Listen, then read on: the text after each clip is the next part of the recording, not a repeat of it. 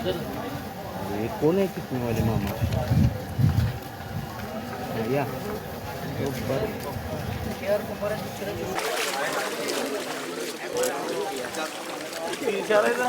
विचारचे बघून देत रे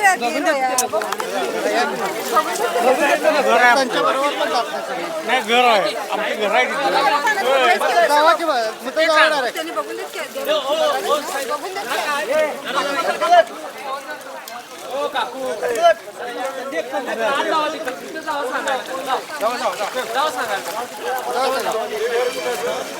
या की पुढे जावा की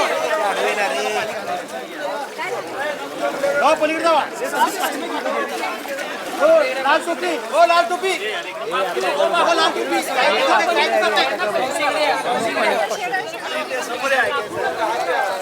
हाँ ओके ए अभी असं काय असं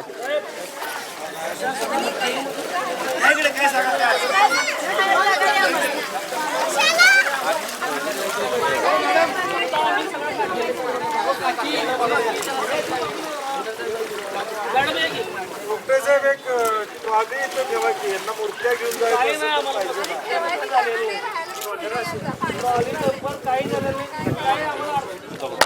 नाही मला वाटतं आता कालसुद्धा आम्ही मुळात कालची लोकप्रतिनिधींची बैठक 1 महिन्यापूर्वी व्हायला पाहिजे होती.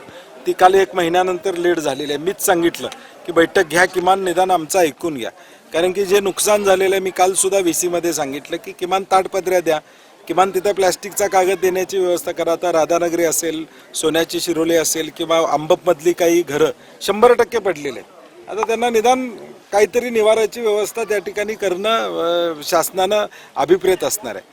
पुण्यातली परिस्थिती बघितली तर खडकवासलाचं पाणी सुटणार आहे याची माहिती पुणेकरांना कुणालाही नव्हती.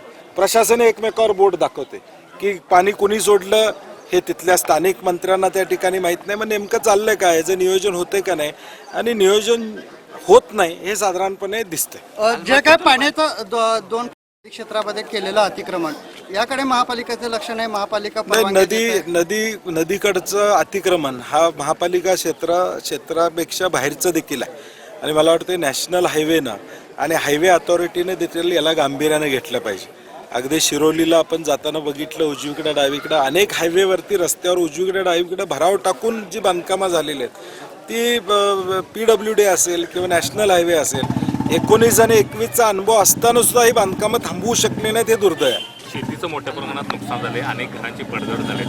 काय वाटते मदत सरकारनं कशा पद्धतीने दिली पाहिजे? कारण चंद्रकांत दादा सकाळी म्हणतात की 2019च्या निकषाप्रमाणे आम्ही मदत नाही. मी काय म्हणतो की SDRF आणि NDRF या 2 निकषाप्रमाणे आपण मदत करतो. मध्यंतरच्या काळामध्ये शासनानं त्यात बदल करून मदत वाढीव देण्याची भूमिका त्या ठिकाणी घेतलेली. माझा म्हणण्याचा एवढाच, मदत पोचली का हा महत्त्वाचा आहे.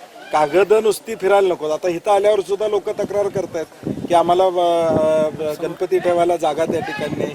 ही जबाबदारी प्रशासनाची होती. ह्या गोष्टी तत्परतेनं त्याच वेळी करायला पाहिजे होत्या. म्हणून नुसता GR असण्यापेक्षा प्रत्यक्षात लोकांच्याकडं सानुग्रह अनुदान ताबडतोब द्यावा हा GR आहे. मला वाटत नाही कोल्हापूर जिल्ह्यामध्ये सानुग्रह अनुदान ताबडतोब कुठे या ठिकाणी दिलेलं माझ्यापर्यंत तरी माहिती नाही. सकाळी 8 वाजल्यापासून आम्ही शहरामधल्या अनेक ठिकाणी भेटी दिलेल्या आहेत. काही ठिकाणं प्रशासनानं व्यवस्था केलेली दिसते, परंतु इथं बापट कॅम्पात मात्र गणपती कुठं ठेवायची हा प्रश्न होता. आणि म्हणून आता मार्केट कमिटीला मी ताबडतोब 4 शेड उपलब्ध करून द्यायला सांगितलेत. महापालिकेला आता ट्रॅक्टरची व्यवस्था करायला सांगितली, आणि इथले सगळे गणपती जे काय आहेत, कारण की पाणी उद्या वाढलं, कारण की आपण बघतो की रात्रीत वाढायला लागले. आणि यावर्षीचा ट्रेंड बघितला, आलमटीतनं पाणी सोडून सुद्धा जे मागच्या वेळी पाणी 43ला यायला पाहिजे होतं ते 41ला आलं. जे 45 फुटाची आमची जी मार्किंग आहे त्यावेळी पाणी शहरात यायला पाहिजे होतं ते 43ला आलं. म्हणजे 2 फूट या ठिकाणी फरक आता पडलेला आहे पाण्याचा. म्हणजे आम्हाला काळजी वाटते की उद्या पाऊस असा सतत राहिला तर माझी जिल्हाधिकाऱ्यांना देखील आता खासदार साहेब आम्ही भेटणार आहे, दुपारी आम्ही असणार आहे, कारण की उद्या नॅशनल हायवेवर देखील जे मागच्या वेळेचं प्रेडिक्शन होतं ते चुकणार आहे असं मला वाटायला लागलं. कारण की आत्ता 2 फुटाचा जो काय गॅप आहे म्हणजे 19 आणि 21च्या पुरामध्ये त्याच्या तो बदललेला आहे. आणि अलीकडं म्हणजे 2 फूट पाणी कमी असतानाच पाणी आता ज्या लाईन्स आपण ठरवल्या तिथं आलेले असेल साधारणपणे चित्र आहे. या 2 फुटाचा फरक हा भराव असा होऊ शकतो का, काय वाटतं? नाही, मला वाटतं गेले सातत्यानं आम्ही सांगतोय की हा नॅशनल हायवे कमानीचा व्हावा अशी आमची इच्छा आहे. त्याच्यावर आंदोलनं प्रचंड झाली. केंद्रीय मंत्र्यांनी आश्वासन दिलेलं आहे, अजून त्याची पूर्तता DPR होऊन नवा DPR गेलेला आहे, त्याला मान्यता मिळाली का नाही आम्हाला माहीत नाही.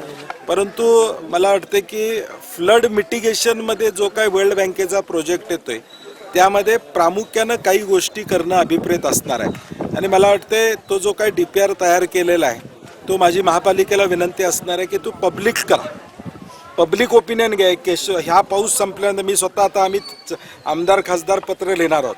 हा वर्ल्ड बँकेचा प्रोजेक्ट बसून जो काही तयार केलेला आहे ठीक आहे, चांगला असेल, त्याबद्दल दुमत नाही, परंतु तो पब्लिकमध्ये घेतला पाहिजे. पब्लिकचं म्हणणं त्यातलं काय, पब्लिक काही सुचवत असेल की या गोष्टी करा तर त्या अंतर्गत केल्या तर मला वाटतं त्याचा फायदा पुढच्या काळातल्या भविष्य काळातल्या पुराला होईल असं मला वाटतं. सध्याची परिस्थिती हाताळायला सरकार सगळे खासदार आणि संसदेमध्ये हा मुद्दा लावून धरण्याची मागणी आहे की कोल्हापूर आणि इतर पूरग्रस्त भागांचा. नाही, कोल्हापूर असेल, सातारा असेल, सांगली असेल, पुराचा फटका बसतोय.